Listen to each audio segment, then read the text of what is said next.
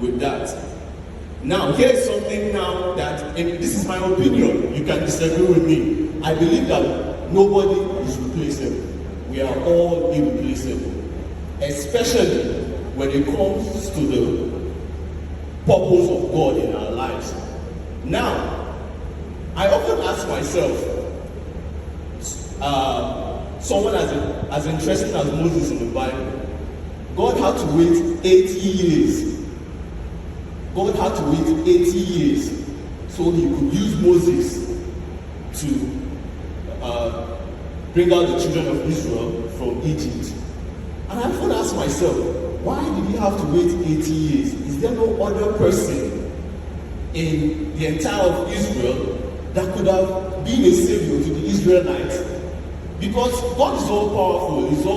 There is no way, like I said, this is my opinion.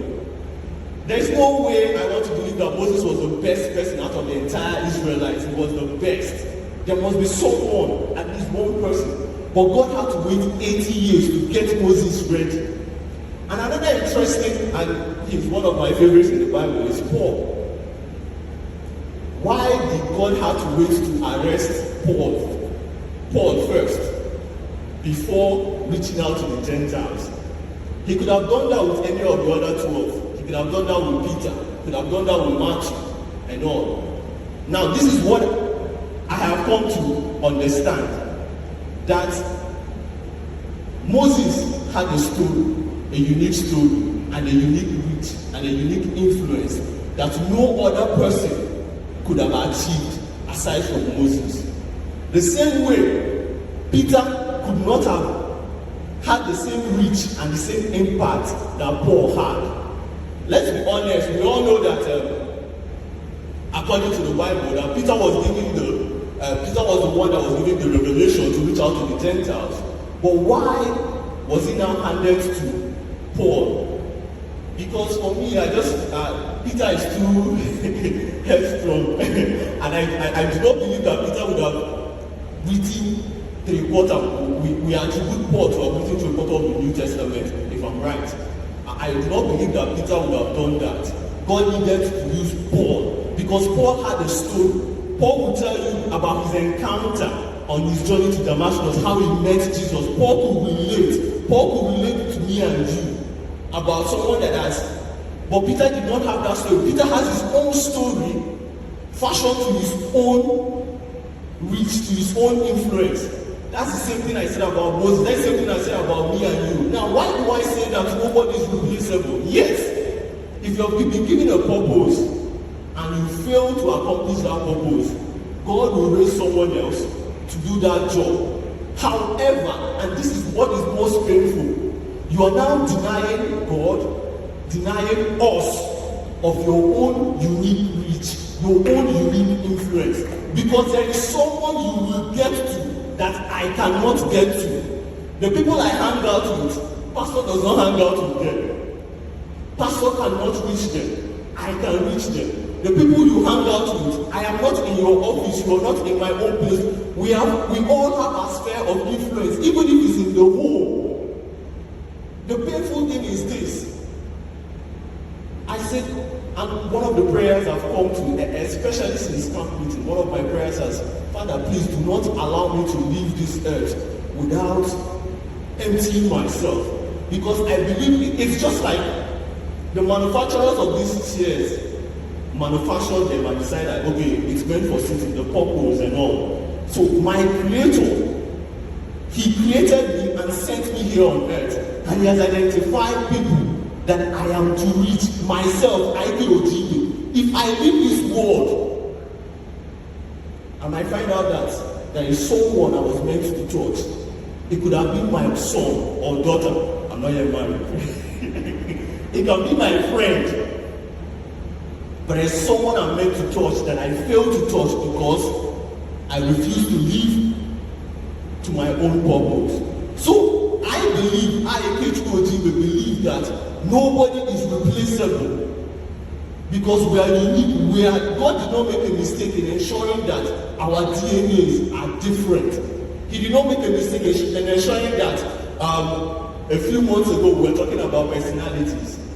I identify with the flesh, and he didn't make a mistake in identifying me in creating me with my own unique personality or your own unique personality, because there are individual people, there are individual areas of influence we are meant to touch, and if you do not touch that, you are going to be denying us of your story.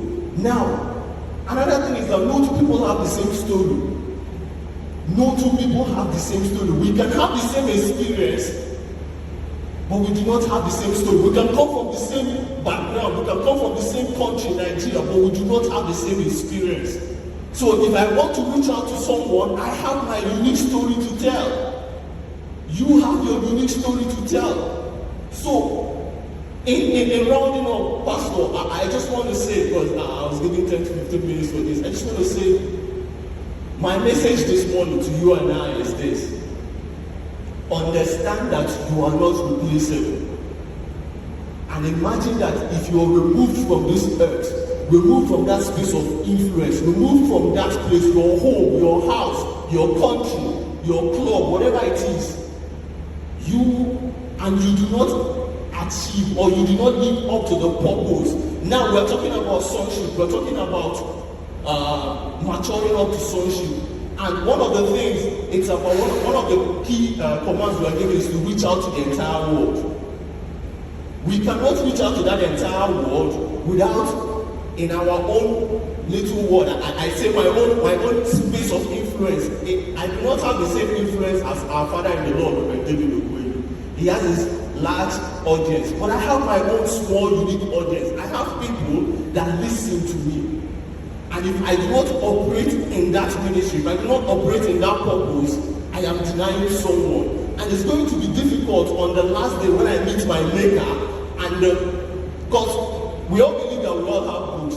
Before we are born, the books of our life has been written already. And my book is open, and I'm told, Ojibe, you were supposed to reach out to this person. And because you did not do your job, this person is in hell today. And I'll be asking myself, is it that our Father could not reach him? It was not the job of our Father to reach him. Or was it that a pastor could not reach him? It was not the job of pastor to reach him. That person or people has been created and put in my sphere of influence. Another example is this church. I often say that we are not the only church that operates with this mandate, the dominion mandate. I've actually met a couple of churches like the Genesis 1:26. But I want to tell you with every certainty, my opinion, that if our Father in the Lord, Reverend David Okwelu, had not lived up to his calling, obeyed God, the impact Dominion City have today, we would not have had it. I don't care, yes, there are other generals in the body, but he has been given an assignment, and nobody will have his story. Nobody will have his style. You know, our Father has his own style of this guy. Nobody will have his unique reach. So that is my message to us today. You are irreplaceable. Have that in mind, so that when you're trying to be someone else, when you're trying to go admire this person and you want to be me or you want to be pastor, you are denying God of that unique blueprint he has given you. There's nothing about you that is a mistake. Nothing. Not even your weakness. That is the most, not even your weakness is a mistake. So like I said, I want to end this the same way I end my videos. Please. You are unique. My name is Ojibe, and this is my unsolicited advice this morning. Thank you.